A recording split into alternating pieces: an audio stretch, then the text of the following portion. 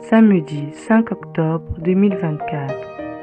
Lecture du livre de Job, au chapitre 42, versets 1 à 3, 5 à 6, puis 12 à 17.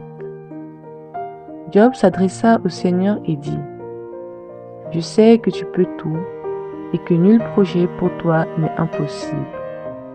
Quel est celui qui déforme tes plans sans rien y connaître ? De fait, j'ai parlé sans les comprendre, de merveilles hors de ma portée, dont je ne savais rien.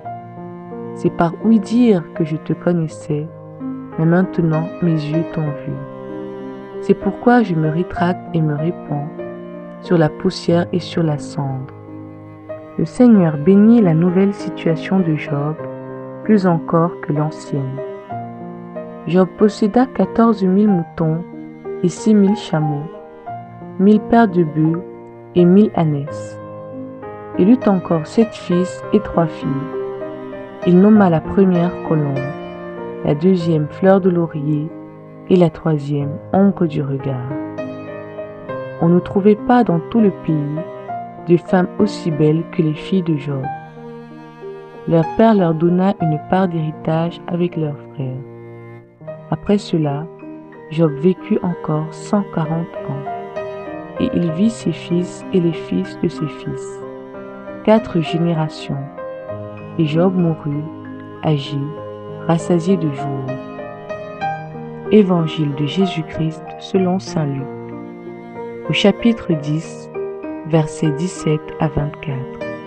En ce temps-là, les 72 disciples que Jésus avait envoyés revinrent tout joyeux en disant : « Seigneur, même les démons nous sont soumis en ton nom. » Jésus leur dit : « Je regardais Satan tomber du ciel comme l'éclair. Voici que je vous ai donné le pouvoir d'écraser serpents et scorpions et sur toute la puissance de l'ennemi. Absolument rien ne pourra vous nuire. Toutefois, ne vous réjouissez pas parce que les esprits vous sont soumis, mais réjouissez-vous parce que vos noms se trouvent inscrits dans les cieux. » À l'heure même, Jésus exulta de joie sous l'action de l'Esprit Saint et il dit : « Père, Seigneur du ciel et de la terre, je proclame ta louange. Ce que tu as caché aux sages et aux savants, tu l'as révélé aux tout-petits. Oui, Père, tu l'as voulu ainsi dans ta bienveillance. Tout m'a été remis par mon Père. Personne ne connaît qui est le Fils, sinon le Père.